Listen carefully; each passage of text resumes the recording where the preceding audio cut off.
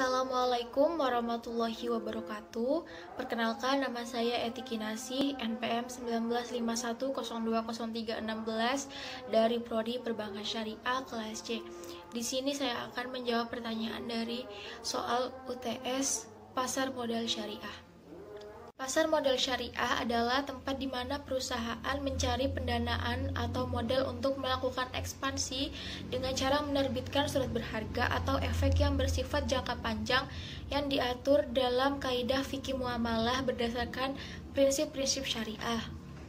Dasar hukum pasar modal syariah terdapat pada Undang-Undang Nomor 8 Tahun 1995 dan juga Peraturan Bappepen Lembaga Keuangan, yaitu yang pertama, Peraturan Nomor 2 K1 tentang kriteria dan penerbitan daftar efek syariah, yang kedua, Peraturan Nomor 9 A13 tentang penerbitan efek syariah, yang ketiga, Peraturan Nomor 9 A14 tentang akad-akad yang digunakan dalam penerbitan efek syariah, serta salah satu fatwa Dewan Syariah Nasional MUI nomor 40 DSN MUI 10 tahun 2002 tentang pasar modal dan pedoman umum penerapan prinsip syariah di bidang pasar modal. Variabel terpenting yang ada di pasar modal syariah Indonesia diatur dalam kaidah hukum fikih muamalah yang berdasarkan prinsip-prinsip syariah, yaitu ada akad, larangan transaksi, dan kehalalan produk. Yang pertama adalah akad. Di sini dijelaskan dalam fikih muamalah bahwa al-aslu fi muamalati bil uqud, yang artinya segala aktivitas muamalah harus disertai dengan akad. Yang kedua, larangan-larangan dalam transaksi, diantaranya yaitu riba adalah suatu tambahan dalam transaksi efek yang diperjanjikan di awal. Selanjutnya ada horor, yaitu suatu ketidakjelasan dalam sesuatu baik dari segi akad, kualitas, dan kuantitas. Yang selanjutnya ada maisir, yaitu suatu bentuk aktivitas yang mengandung untung-untungan, penipuan, dan manipulasi. Nah, yang ketiga ini ada kehalalan barang atau produk. Barang dan jasa yang menjadi objek transaksi harus halal baik dari zatnya, cara mendapatkannya, dan karena keberadaannya. Pasar modal syariah di Indonesia telah mengalami perkembangan yang cukup pesat dan terus mengalami peningkatan dari tahun ke tahun. Hal ini dikarenakan pasar modal syariah sudah populer di kalangan para investor dan masyarakat juga sudah mulai melek akan adanya pasar modal syariah. Selain itu, pasar modal syariah menjadi pilihan bagi banyak investor karena memiliki keunggulan dibandingkan pasar modal konvensional, yang pastinya pasar modal syariah halal dan bebas dari riba, gharar, dan maisir, dan adanya fatwa dan prinsip syariah serta payung hukum yang mendasarinya.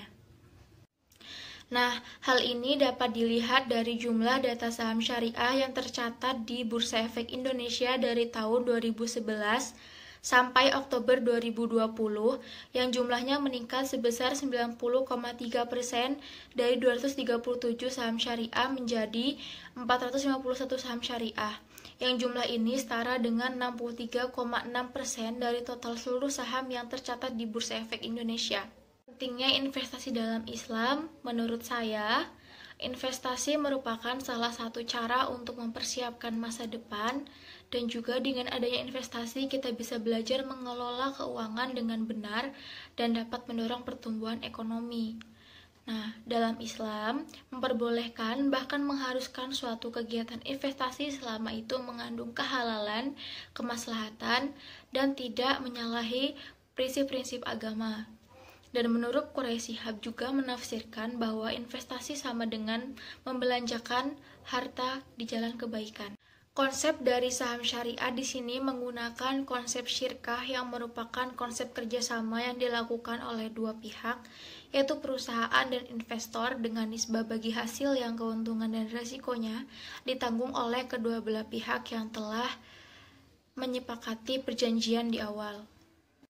Nah, di dalam konsep saham syariah juga terdapat karakteristik pemegang saham yang di dalamnya membahas tentang limited risk, ultimate control, dan residual claim.